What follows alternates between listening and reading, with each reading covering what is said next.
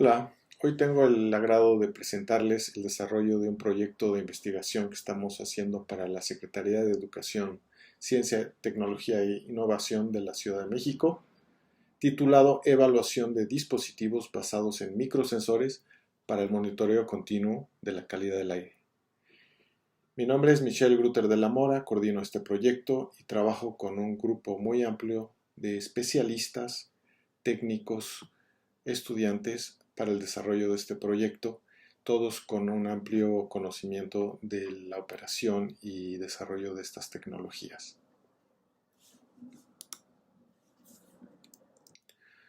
Dado al rápido avance de estas tecnologías para medición de calidad del aire, nos dimos a la tarea como primer objetivo de evaluar cómo se están desempeñando las diferentes tecnologías o dispositivos ya disponibles en el mercado para la medición de ciertos contaminantes y sobre todo en condiciones de la Ciudad de México. La primer componente del proyecto comprendió desarrollar unas campañas de medición enfocadas en evaluar dispositivos específicos, haciendo invitación a proveedores y después haciendo la evaluación. Y como segunda componente es ya realizar y poner en marcha redes piloto de medición basados en sistemas de microsensores. Empezamos describiendo de qué estamos hablando cuando hablamos de sistemas de microsensores. Bueno, son microcomponentes muy pequeños y normalmente de bajo costo, basados en tecnologías muy variadas. Tenemos los sensores electroquímicos, por ejemplo, en donde la muestra de gas con el contaminante de interés llega a tener contacto con una membrana y esta membrana deja difundir parte de estos compuestos a través de un electrolito y el electrodo demuestra con respecto a uno de referencia, todos elevados a un potencial, marca una corriente eléctrica, ya sea a través de reacciones de oxidación o reducción, y esa señal eléctrica se convierte o se puede transferir en la concentración del gas. Asimismo, los sensores óxidos metálicos, donde un material basado en un metal de transición, por ejemplo, su temperatura es elevada para que la conductividad a través de la presencia de un compuesto que llega a tener contacto con él produce igualmente una corriente eléctrica y se puede detectar. Los PIDs o detectores de fotoionización están basados en ionizar a través de una lámpara muy intensa de luz ultravioleta, y los iones positivamente cargados generan un cambio en el potencial en un circuito, y es lo que nos da la correspondencia de la concentración de ese conjunto de gases, ¿no? Y por último, los sensores ópticos, en donde la atenuación de la luz está directamente relacionada con la concentración de un tipo de compuesto o molécula. Estos sensores, y hay muchos más variantes, están enfocados a detectar, por ejemplo, partículas, monóxido y dióxido de carbono, los compuestos orgánicos volátiles, el ozono, óxidos de nitrógeno, etcétera, etcétera. Para saber cómo se están desempeñando estos sistemas de microsensores, tenemos que compararlos contra equipos de referencia. Estos son instrumentos que cuentan con una alta confiabilidad, son muy estables, son comúnmente usados para el seguimiento de la implementación de políticas públicas, alertar a la población a través del reporte de los índices de calidad del aire, etcétera, etcétera, y están basados en una normatividad, tienen un tipo de certificación. El problema es que son altamente costosos, por lo mismo el número de sitios de medición están muy limitados, tienen poca representatividad espacial porque pues, son pocas estaciones, y requieren de una certificación, cosa que los sistemas de microsensores aún no. Aquí tenemos una tabla con los parámetros que son medidos típicamente y las técnicas que son empleadas y reconocidas como instrumentos de referencia. Nuestro ejercicio de evaluación lo planeamos de tal manera que podemos hacer una evaluación de estos sistemas de microsensores en diferentes condiciones. Un sitio lo colocamos al norte de la ciudad, en el Laboratorio de Análisis Ambiental, en la zona de Vallejo, y otro en Ciudad Universitaria de la UNAM, al sur de la ciudad, como pueden ver en estos dos mapas. El procedimiento de la evaluación funcionó de la siguiente manera. Primero lanzamos una convocatoria invitando a los desarrolladores, a los proveedores de estos dispositivos de participar en la evaluación. Aquellos que fueron aceptados nos entregaron posteriormente los equipos que iban a participar en este ejercicio y después organizamos las dos campañas del 29 de mayo al 30 de junio en el sitio 1 que tenemos a la izquierda, que es en el norte de la ciudad, y la segunda campaña en el sur de la ciudad. La foto la tenemos a la derecha, donde ya se ven desplegados todos los dispositivos participantes y las marcas participantes. Para el protocolo establecimos que los dispositivos a evaluar fueran colocados junto a los equipos de referencia, que son instrumentos que son operados y calibrados por el personal de la Dirección de Monitoreo de Calidad del Aire de la Ciudad de México, tal y como lo hacen para las demás estaciones del sistema de monitoreo atmosférico. No se realizó ningún ajuste en la respuesta de los sensores, o sea, se tomaron los datos crudos tal cual de los dispositivos y se siguieron las recomendaciones de la USEPA a través de dos documentos para la elaboración de las métricas, que fueron el cálculo del sesgo, la linealidad a través de la R cuadrada, el intercepto, la pendiente, el error cuadrático medio, normalizado. Para la precisión se evaluó la desviación estándar de los datos, el coeficiente de variación y se calcularon también coeficientes de Spearman y Kendall. Se evaluó también el efecto de los parámetros ambientales como temperatura y humedad, graficando estos valores normalizados contra las variables medidas. Aquí tenemos la lista de equipos participantes, que son empresas tanto basadas en el extranjero como algunos desarrolladores propios. Y a la derecha de la tabla están los parámetros que miden cada uno de estos dispositivos. Una vez concluidas las campañas de medición, se procedió a realizar un riguroso control de calidad de los datos y a desplegar toda la información y su desempeño con respecto al equipo de referencia a través de estas plantillas.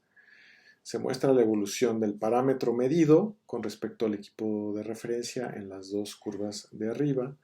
tanto en promedios horarios como en promedios diarios. La dispersión de los datos ya uno a uno comparado contra el equipo de referencia y las diferentes métricas que reportan tanto R cuadrado, pendiente, intercepto y error. También si los equipos mostraron alguna dependencia contra los parámetros ambientales. Y aquí de manera más tabulada y con resultados de cada uno de los dispositivos, no en su conjunto, para ver qué tan reproducible es o qué tan preciso es el instrumento, pues se desplegó toda la información de esta manera. Y la otra componente del proyecto contemplaba el despliegue de una red piloto para partículas finas y se usó como plataforma la del programa de estaciones meteorológicas del bachillerato universitario, mejor conocido como el PEMBU, en donde a la infraestructura existente, que es una estación meteorológica básicamente por cada prepa o CCH del subsistema, se le instaló un dispositivo para medir PM2.5. Y entonces la red PEMBU cuenta con las ventajas de que ya tiene la infraestructura para alojar estos instrumentos y se usaron equipos de la marca Purple Air porque son equipos de bajo costo, porque son fáciles de usar y porque la información es fácilmente disponible a través de las plataformas que ponen a la disposición de los usuarios. Entonces la red PEMBU ahora ya cuenta con estos instrumentos para la medición de calidad del aire, o sea PM2.5, y aquí se ve un despliegue rápido de los parámetros que están desplegando en tiempo real. De igual manera, se procedió a desplegar una red piloto, pero ahora para la medición de dióxido de carbono. Esto en algunas de las estaciones del sistema de monitoreo atmosférico de la Ciudad de México, debido a que es un compuesto que es muy interesante de estudiar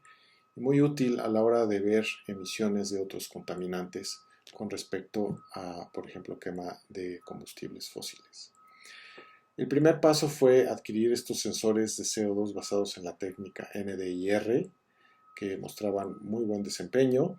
y se integraron en un sistema de microsensores. Esto fue una colaboración con el Laboratorio de Ciencia del Clima y el Ambiente en Francia,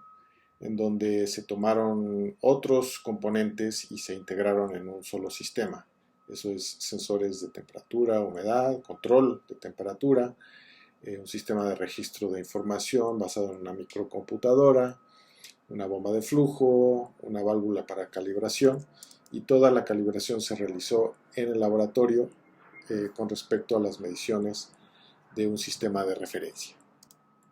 Aquí tenemos un ejemplo de resultados del despliegue de la información abajo del sistema de bajo costo en azul y arriba del equipo de referencia.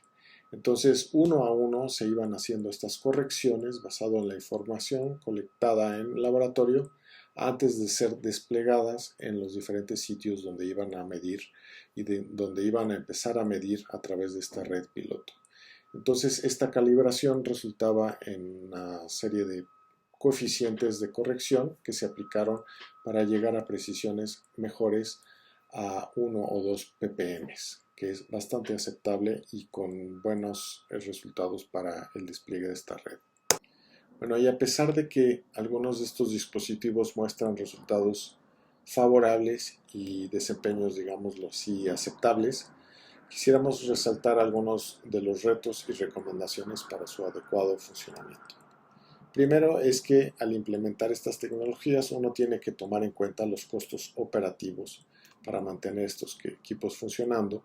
vigilados y para el tratamiento de la información, teniendo suficiente personal técnico especializado. Nos gustaría resaltar la importancia de seguir buenas prácticas en cuanto a la verificación de la información a través de estos ejercicios de evaluación como los que presentamos en este proyecto y mantener bien caracterizados los dispositivos uno a uno.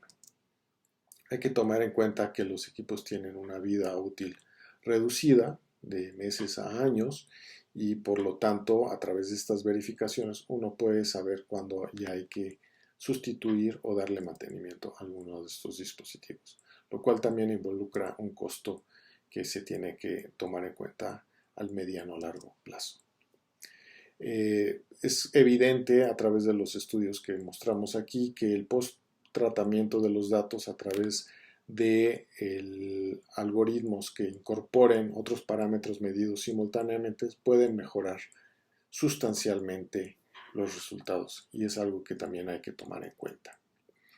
La información que generan estos instrumentos puede ser muy útil, simplemente tenemos que tomar en cuenta sus limitaciones y que pueden, en el punto actual,